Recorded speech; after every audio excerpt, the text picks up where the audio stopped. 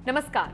भाजपा के चाणक्य कहे जाने वाले अमित शाह जो अपनी खास प्लानिंग से राजनीति के सारे समीकरण बदलने का दम रखते हैं, उनकी एक चाल के आगे विरोधी पार्टी की कोई चाल काम नहीं करती। ऐसे में बंगाल पर 10 सालों से काबिज रही दीदी की शाख को शाह दे पाएंगे मात? क्या आने वाला हिंदू नववर्ष अमित शाह की रणनीति कर पाएगा कामयाब?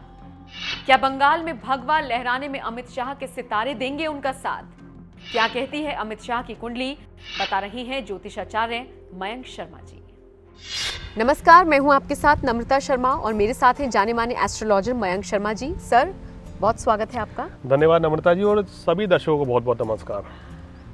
देखिए, जैसा कि मैं पहले भी बोलती आई हूं और हम अक्सर चर्चा करते हैं कि हिंदू नववर्ष की शुरुआत हो रही है, इसके अलावा नवरात्रे प्रारंभ हो रही हैं और इसका असर हर किसी पर पड़ने वाला है। तो ऐसे में जो राजनीति के चाणक्य कहे जाते हैं, जो बीजेपी के सबसे अहम नेता माने जाते हैं और जिनको सियासी गठबंधन के लिए सबसे ज्यादा जाना जाता है, यानी कि हम बात कर रहे हैं अमित शाह की, गृहमंत्री हैं, तो उन पर किस तरीके से असर पड़ने वाला है? क्योंकि अगर हम पिछले कुछ दिनों पर नजर डालें तो उनका स्वास्थ्य भी काफी ज्यादा उतार चढ़ावों से भरपूर रहा था, उनकी जिंदगी में काफी चीजें बदली हैं। ऐसे में आने वाला वक्त उनके लिए कैसा रहेगा? उनकी पार्टी को फायदा होगा? उनकी जो इक्वेशंस बनती हैं, जो उनके समीकरण बनते हैं, वो क्या पार्टी को फायदा दिलाएंगे?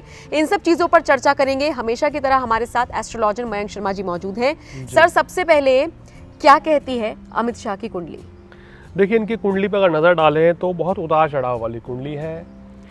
परेशानियों से लेके, मुसीबतों से लेके और उच्च पद की पदवी तक की कुंडली है। इनका कन्या लगन है और सेकंड हाउस में सूर्य और बुध बैठे हैं, चतुर्थ भाव में केतु हैं, छठे भाव में शनि है, सप्तम भाव खाली है, अष्टम भाव में चंद्रमा है, नवम भाव में गुरु है, दशम भाव में राहु, 11वें घर में मंगल और 12वें घर में शुक्र है।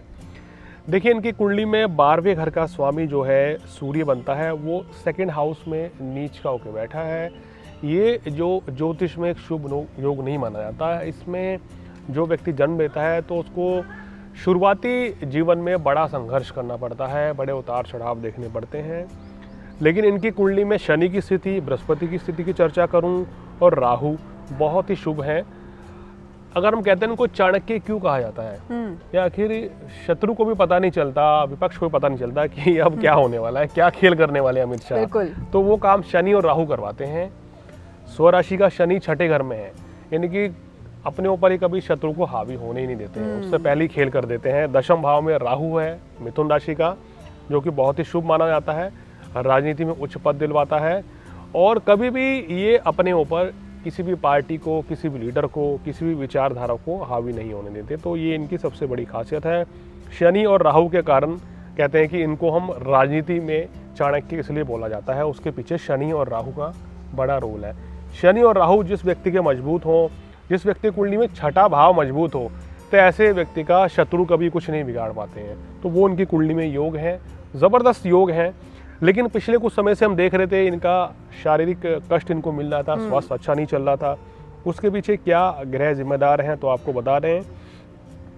देखिए, इनको राहु की महादशा चल रही है और राहु की महादशा में इस समय इनको मंगल की अंतर्दशा चल रही है और मंगल इनकी कुंडली में नीच का है।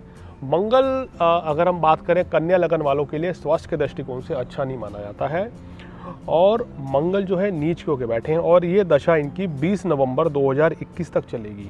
तो अगर हम बात करें नवंबर तक इनको अपनी सेहत का अभी फिर से ख्याल रखना चाहिए। स्वास्थ्य संबंधी कोई परेशानी दिख रही है, लेकिन 20 नवंबर के बाद इनके जीवन में बहुत बड़ा परिवर्तन होने जा रहा है, क्योंकि इनको बृहस्पति की दशा लग रही है। यानी अभी तक ये राहु की दशा में थे और अब बृहस्पति की दशा 16 साल की आ रही है। तो बृहस्पति इनके भाग्य स्थान में बैठे हैं और बृहस्पति यहाँ चतुर्थ भाव के मालिक हैं और सप्तम भाव के मालिक हैं। तो बृहस्पति का भाग्य स्थान में बैठना, बृहस्पति यहाँ कारक भाव में बैठे हैं, भले ही शत्रु राशि में, लेकिन इनको शुभ फल देंगे। एक नई शुरुआत होगी, इनके उच्च पद की प्राप्ति भी होगी और ये बरकरार भी रहेगी। समाज में मान सम्मान की प्राप्ति होगी और इनका जो ओहदा है वो निश्चित रूप से आने वाले समय में बढ़ने वाला है। तो 20 नवंबर के बाद इनके सितारे बहुत ही प्रबल हैं, बहुत ही मजबूत हैं। कोई बहुत बड़ा और ऐतिहासिक फैसला भी ये लेने वाले हैं, मतलब कि जनता को एक बार फिर से ये चौंकाने के लिए तैयार रहेंगे। तो मतलब जैसे मयंक जी कहते हैं ना कि हर एक इंसान के जो ग्रह होते हैं जब वो चाल बदलते हैं तो उसका असर उससे जुड़े हुए लोगों पर भी पड़ता है। अगर हम अमित शाह के ग्रह को जैसे कि आप देख पा रहे हैं, अगर वो आप समझ रहे हैं तो जाहिर सी बात है उनसे जुड़े हुए लोगों से मेरा मतलब वही है जैसे बीजेपी के लोग जुड़े हुए हैं, आने वाले वक्त में चुनाव होने हैं, तो इनके जो ग्रह हैं उस चुनावों पर किस तरीके से असर डाल सकते हैं? देखिए, इनके ग्रह अगर हम बात करें अभी तो कोई खास फर्क नहीं डालेंगे, लेकिन नवंबर के बाद जहां भी चुनाव होंगे वहां ये बहुत सकारात्मक असर डालेंगे। अगर आप देखिए, जब 2017 में उत्तर प्रदेश में चुनाव थे तो इन्हीं की नीति, पन्ना नीति, घर घर पन्ना पहुंचाकर इन्होंने अपनी बातें रखी। और इन्होंने मतलब ये जो मेरे को ज़्यादा नॉलेज तो नहीं है पॉलिटिक्स की, क्योंकि ज्योतिष में देखता हूँ, लेकिन जितना मुझे अंदाजा है कि यूपी में 1.5-2 साल पहले जाके बैठ गए थे ये चुनाव से पहले 2017 के। और जिस तरीके से उन्होंने वहाँ काया पलट करी और बीजेपी ने जिस तरीके से वहाँ सीटें अर्जित करी पूर्ण बहुमत के साथ, तो ये मतलब इनकी बहुत बड़ी सफलता थी उस समय पे। तो इनको पता है रणनीति बनानी, इनको आती है और रणनीति अभी भी बढ़िया बनाएंगे, लेकिन नवंबर के बाद तो बिल्कुल बदले में अमित शाह नजर आने वाले हैं। बिल्कुल। और जैसे कि मयंक जी आपने कहा, न सिर्फ यूपी में, हमने कई राज्यों में देखा है कि जहां पर सरकारें गिरी हैं, कांग्रेस की ले लीजिए, वहां पर तुरंत ही मौका पाकर किस तरीके से बीजेपी ने अपनी सत्ता जमाई है उसका सीधा सीधा क्रेडिट अमित शाह को ही जाता है, इसीलिए उनको चाणक्य कहा जाता है। चाहे ये हरियाणा में हुआ हो, चाहे गोवा में हुआ हो, हाँ हमने देखा है। तो ऐसे में इसीलिए उनसे उम्मीद की जाती है, और कहीं पर भी अगर ऐसा होता है ना, जैसे कि हमने कई राज्यों में देखा है, तो वहां पर अंदाजा लगाना शुरू हो जाता है कि अमित शाह अपना खेल जरूर बिठाएंगे। तो ये एक पॉजिटिव इमेज है।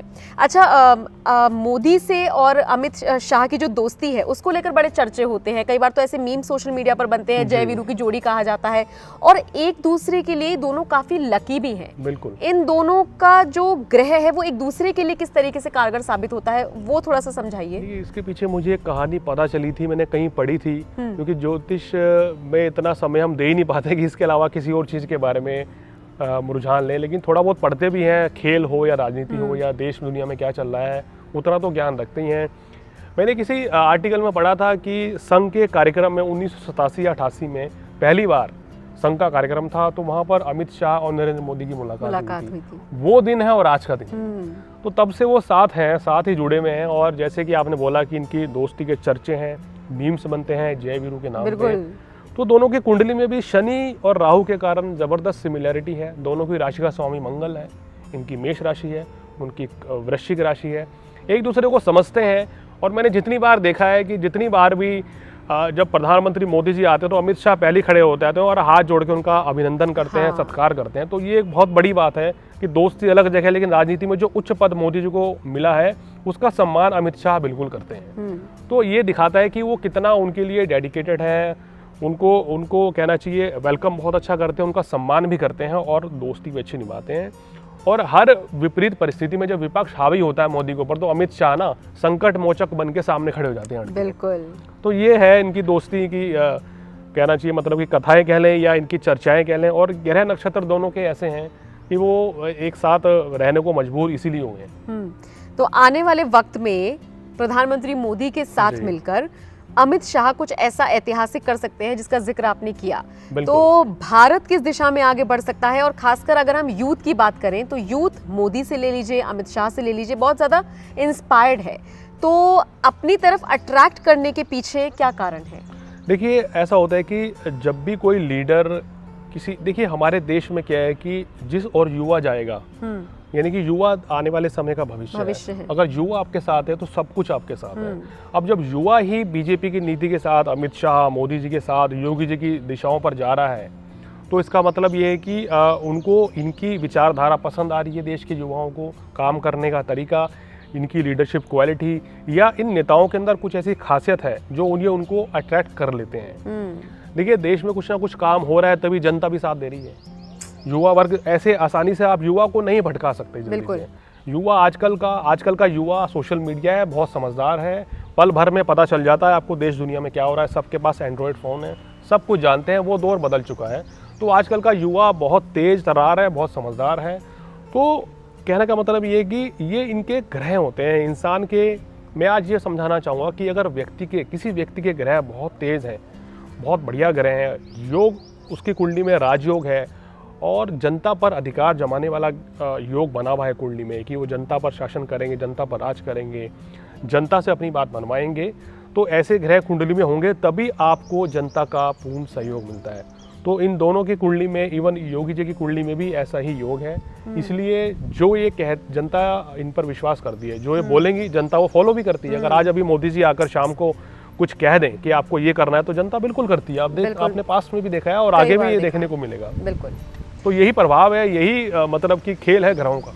बिल्कुल। तो जिस तरीके से समझाया है मयंक जी ने, यही खेल है ग्रहों का और यही मजबूत बनाता है अमित शाह की कुंडली को। और उनकी जो चाल है, जिस तरीके से बढ़ती है, वो सीधा सीधा ग्रहों पर ही डिपेंड करती है। और बहुत मजबूत एक तरीके से उनके जो ग्रह हैं वो जैसा कि हमने देखा है कि एक स्थिति उनकी आएगी जिसमें वो और मजबूत होकर उभरेंगे। बहरहाल उम्मीद है ये जानकारी आपको पसंद आई होगी। अगर आप भी कुछ ऐसा ही अपने बारे में जानना चाहते हैं, कुछ भी चीज़ समझना चाहते हैं, तो आप जो आपकी स्क्रीन पर नंबर फ्लैश हो रहा है उसको आप डायल कर सकते हैं, उस पर आप कांटेक्ट कर सकते हैं। आपकी बात, आपकी मुलाकात मयंक शर्मा जी से हो सकती है अपॉइंटमेंट के बाद। मयंक जी बहुत बहुत शुक्रिया तमाम जानकारियाँ पहुँचाने के लिए, और इस वीडियो को देखने के लिए आपका बहुत बहुत शुक्रिया। नमस्कार।